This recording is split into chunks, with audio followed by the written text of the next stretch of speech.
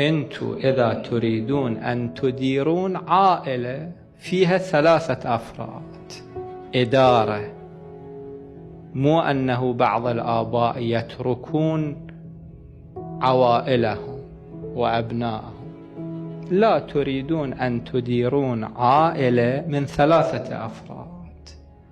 الأب والأم كم يتحملان لتربية 3 أفراد؟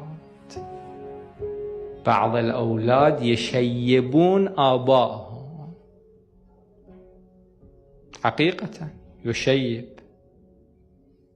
النبي صلى الله عليه وآله الذي اطلع بهذه المهمة العظيمة التي هي أعظم مهمة في تاريخ الكون، هداية البشرية إلى يوم القيامة، في ذلك المحيط المعقد المليء بالمتناقضات. شلون النبي تمكن أن يتحمل هذه الأثقال؟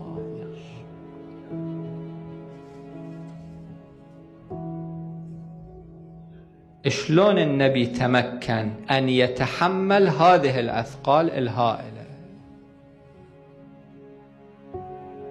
وكيف وضعت عنه هذه الأثقال؟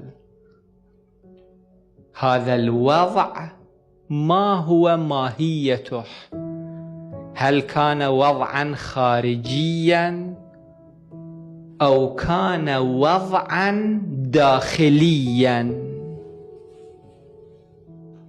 ربما والله أعلم يكون وضعا داخليا. النبي خو مشكلاته ما انتهت.